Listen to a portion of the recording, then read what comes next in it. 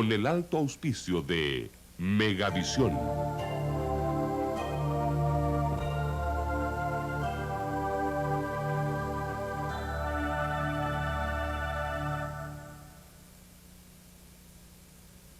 Revista Conozca Más presenta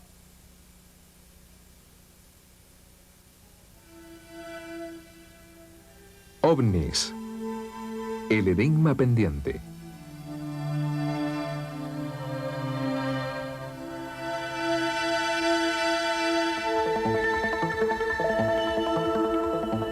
Este es nuestro hogar, nuestro mundo.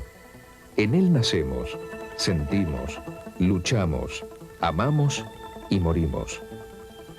Toda la existencia, al menos aquella de la que tenemos conciencia, se desarrolla aquí, en este planeta tibio y acogedor. Más allá, el cielo, el dilatado vacío que cada noche se adorna con millones de estrellas. Es entonces cuando nuestro mundo más se asemeja a una isla perdida en el más ilimitado de los océanos.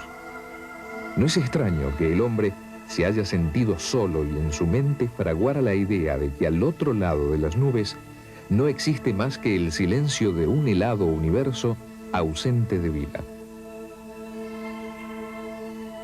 Nadie puede venir desde ese negro horizonte de estrellas porque nadie hay en el inmenso cosmos excepto nosotros. A no ser que, pese a todo, no estemos solos y otras gentes de otros rincones del espacio hayan encontrado la forma de llegar hasta aquí. Y eso es lo que, al menos aparentemente, está sucediendo.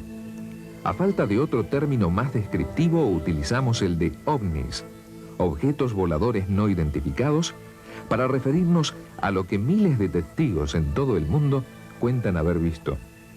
Vehículos de origen y tecnología desconocidos que cruzan nuestros cielos y aterrizan en nuestros campos. Están fuera de toda lógica. La ciencia oficial no admite su presencia. Nunca deberían estar ahí, pero aparecen y pueden ser fotografiados o filmados como estos objetos que se encontraban parados sobre unas casas de Bélgica. Recortados en el cielo eran tan solo unos puntos de luz, de origen y función desconocidas. Los veremos mejor a cámara lenta. No parecen focos, sino el desprendimiento de algún tipo de energía. Tampoco puede hablarse de un objeto, ya que tan solo lo que apreciamos es luz. Luz que gira como la de otro ovni, filmado en Brasil, que supone una de las más increíbles filmaciones de un ovni jamás realizada. Fue filmado en Sao Paulo el 29 de mayo de 1986 por una productora de video que hacía un comercial. Se encontraban sobre un edificio y dominaban un amplio horizonte. De repente, observaron a lo lejos una luz. El operador de cámara pudo rodar durante varios minutos las evoluciones del ovni. Era como una bola de fuego. No emitía luz, sino una especie de energía que giraba alrededor del objeto y que cambiaba de color, del amarillo al rojo. La luna se encontraba situada a la derecha y al acercarla con el zoom puede apreciarse su tono blanco sin destellos aparentes. El ovni era otra cosa. El operador efectuó varios desenfoques para apreciar la exacta distancia al objeto. En un momento determinado, el ovni se alejó y dejó de brillar alternativamente. Luego, finalmente, desapareció. Los ovnis son un fenómeno que para unos no traspasa los límites de lo meramente psicológico y para otros es tan material y tangible como nuestros aviones. Un fenómeno que es susceptible de múltiples interpretaciones, pero que ha encontrado eco en las propias universidades, sirviendo de tema para conferencias, coloquios o encendidos debates. Y también los gobiernos de los distintos países han destinado tiempo y grandes presupuestos a su estudio.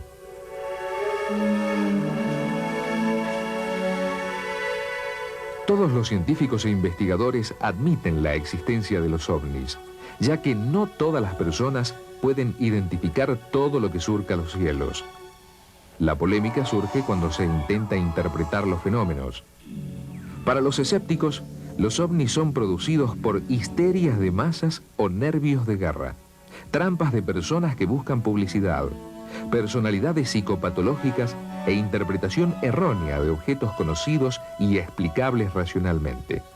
Para otros, los ovnis no son de nuestro planeta, surgiendo con ello las más increíbles teorías. A pesar de todo, los ovnis parece están ahí, adoptando casi cualquier forma imaginable, aunque predominen la cilíndrica, la esférica y sobre todo esa forma circular y convexa que les ha proporcionado el ya inamovible nombre de platos voladores. El comienzo de esta historia, al menos en lo que se refiere a la época contemporánea, es de sobra conocido por cualquier seguidor del tema. Fue el martes 24 de junio de 1947 a las 2 de la tarde. Ese día, este hombre, Kenneth Arnold, que había despegado con su avioneta del pequeño aeródromo de Chehalis con dirección a Yakima, en el estado de Washington, tuvo un encuentro que pasaría a la historia. Volando a una altitud de 2.800 metros sobre el monte Rainier, Arnold vio a su izquierda algo que le llamó la atención. Una formación de 9 objetos brillantes. Pensó que sería un nuevo prototipo de aviones, pero una observación más detenida le permitió comprobar que carecían de alas y que no tenían ni hélices ni toberas. Volaban deslizándose a saltos, como cuando se lanza un plato tangencialmente a la superficie del agua. Y platos voladores, o platillos volantes, se les llamó desde ese día.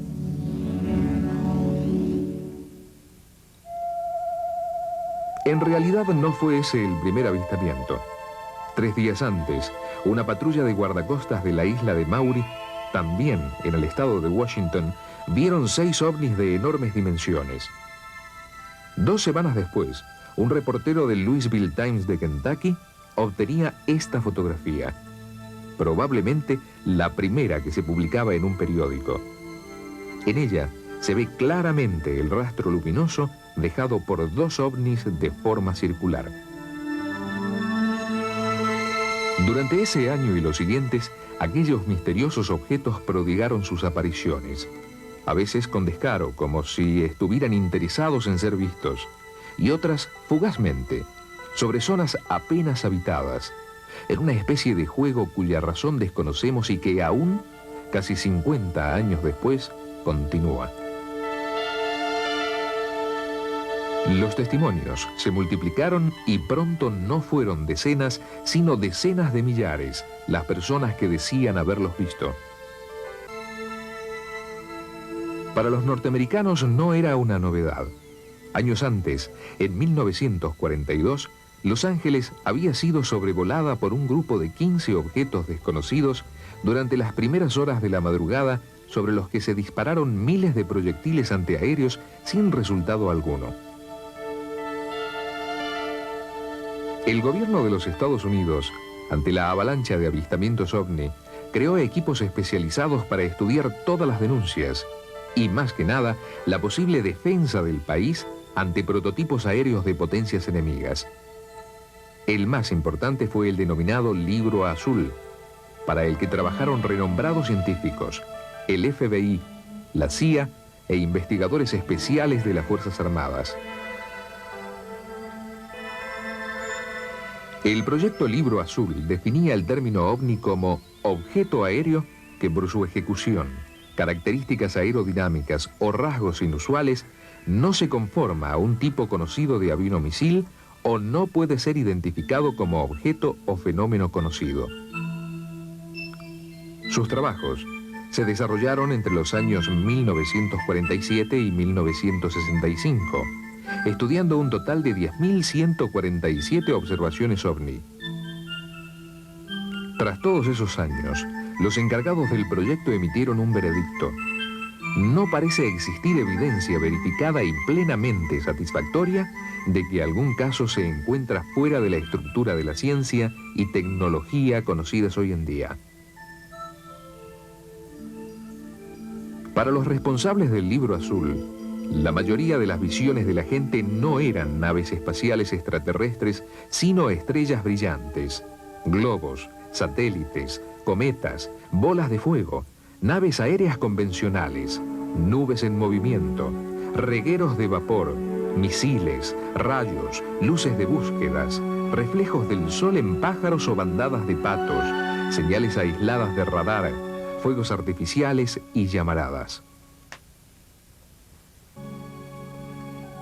El Libro Azul admitió de entre sus más de 10.000 investigaciones que 646 de ellas no podían identificarse o hallar una explicación satisfactoria.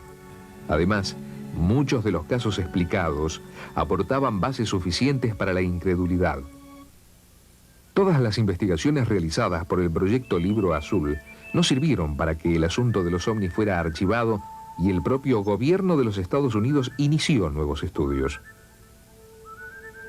La cuestión era si tales objetos no identificados, que se paseaban impunemente por el cielo de América y de Europa, eran vehículos experimentales de algún país, posiblemente de la entonces hermética Unión Soviética, o tenían un origen extraterrestre. Lo cierto es que esa forma circular ya había tentado a los ingenieros alemanes, y el fin de la Segunda Guerra Mundial permitió saber que, al menos en el tablero de dibujo, los platos voladores habían formado parte de los proyectos nazis. La peonza voladora de Schreiber, el plato volador de Meade o el B-7 no llegaron a volar, y puede que alguno de ellos fuese incluso una simple fabulación, pero constituían una posibilidad, un punto de partida para situar a los ovnis dentro de la tecnología terrestre.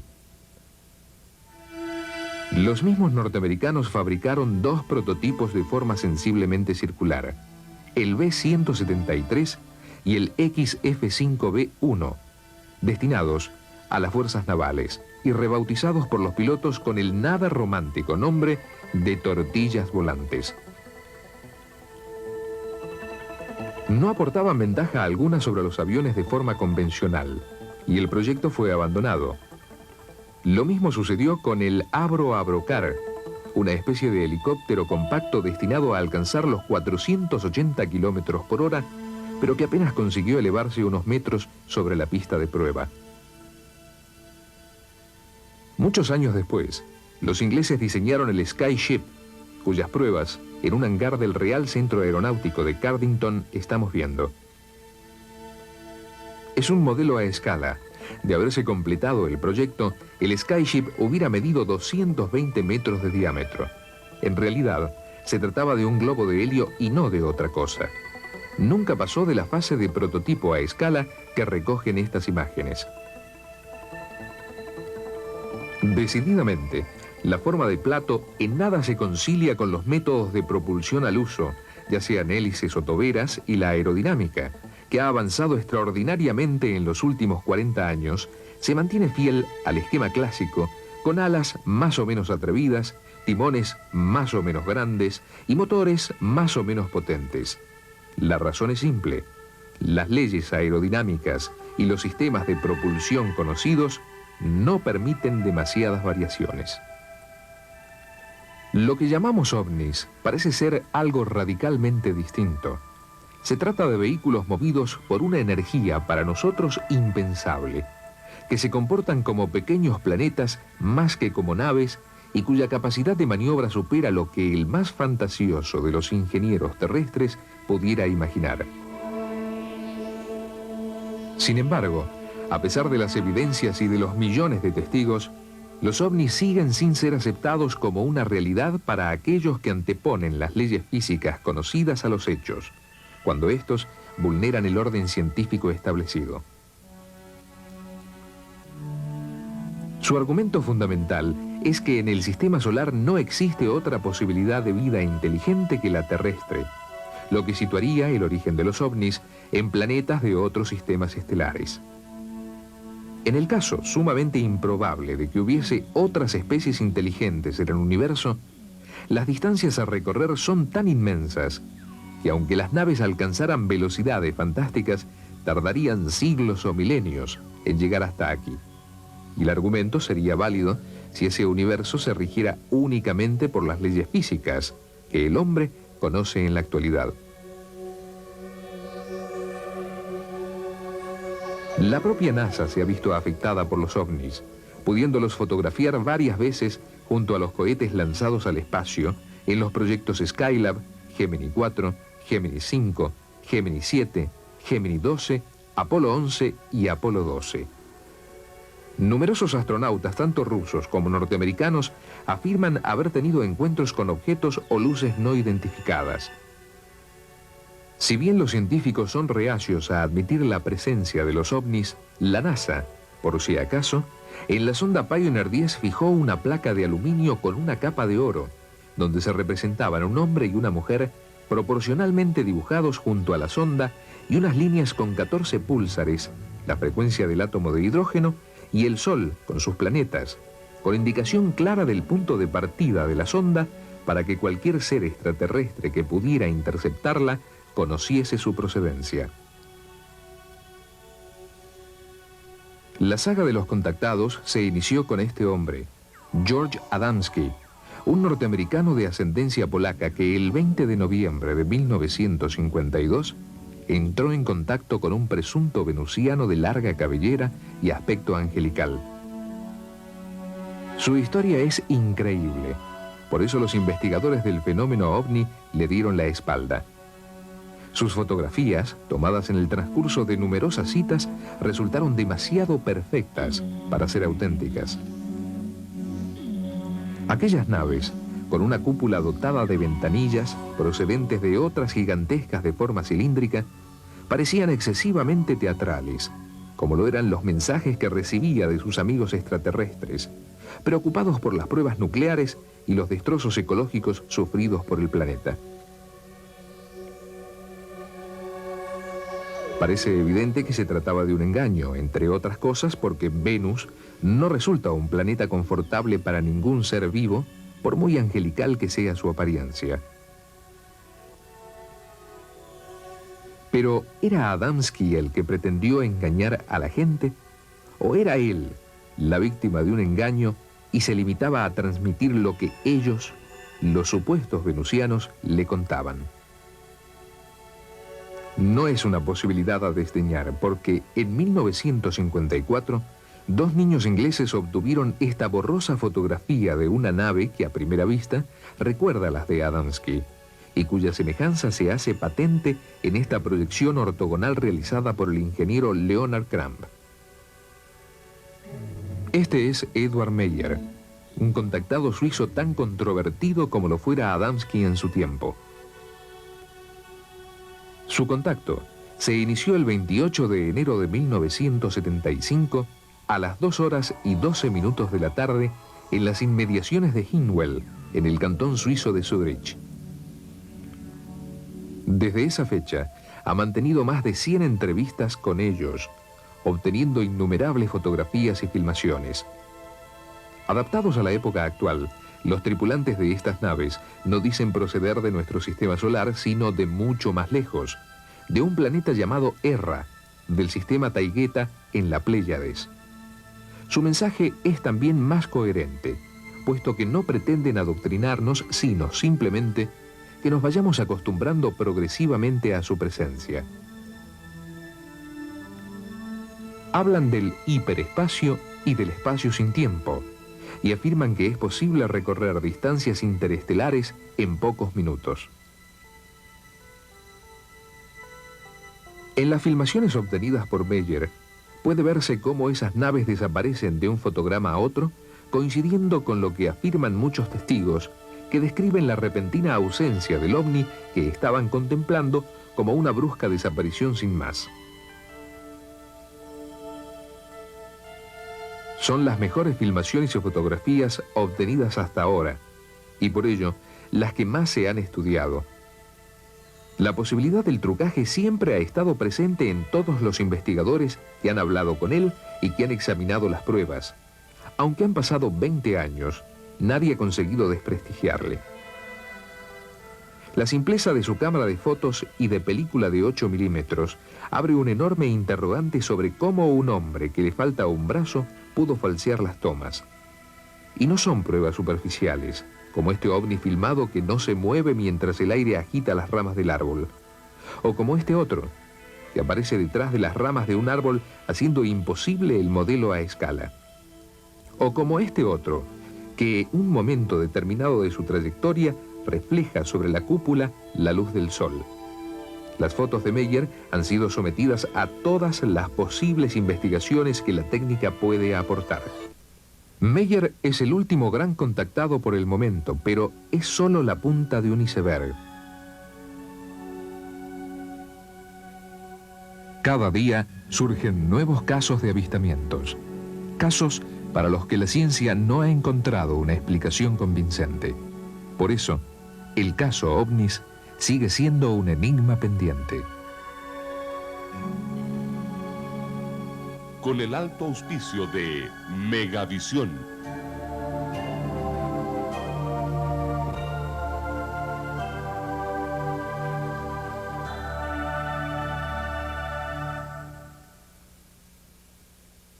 Fue una presentación de Revista Conozca Más.